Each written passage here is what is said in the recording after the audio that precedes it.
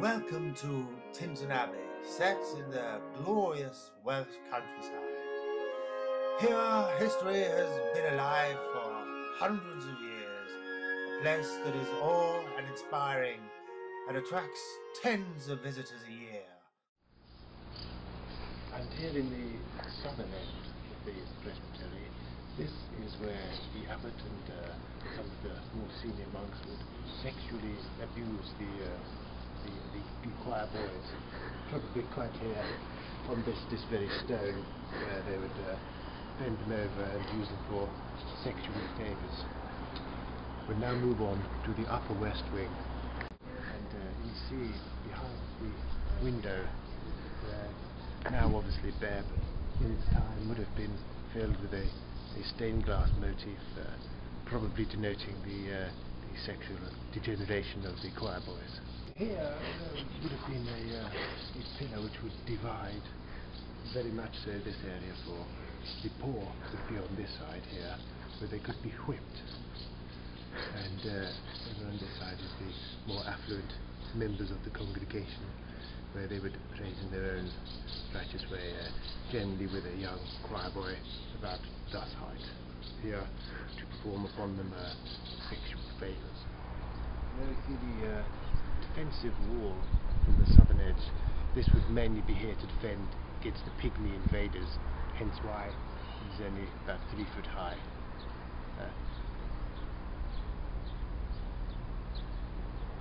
They did have so very many problems with the pygmy people of the locals around. They would constantly be here after food, money, and the sexual favours from the choir boys. And through these walls, you'll see down here where the monks would plug in their iPods and iPhones, communication being of the utmost importance. This area here would have been the squash courts. The monks very keen on physical fitness, and here they would have played the game. Here, I believe, is where they would store the rackets and balls. This symbol here noting that this is the breakdancing zone. This area here in front of me would have been where the DJ would have resided, playing some form of banging tunage late into the night. The monks here quite often festively high on mead and heroin, and it was here in these very walls here where they would boogie the night away. Instead, you can actually see here the Lay Brothers Frater. I think they were the Fat Boy Slim of the day. Now this is very exciting.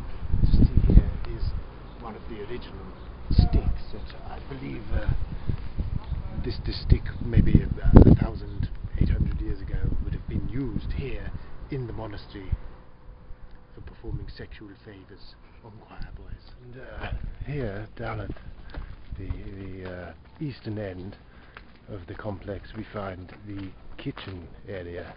Here in the kitchen not much would occur, as the monks were habitually anorexic. And here one of the rooms has been preserved in exactly as it would have been left by the monks of the 12th century. See the radiator feature on the wall there. Delightful restoration. Tintern Abbey, popular with such celebrities as Jarvis Cocker there and Enya. I hope you've enjoyed this trip down memory lane, and I would certainly like to see you next time, when I shall be visiting the bumming houses of Westminster Abbey. Until then, goodbye. If you have enjoyed this program, there's more information on the BBC website. Up next, bargain hunt. Or some shit. Who cares? Get a job, Jeremy Kyle scum.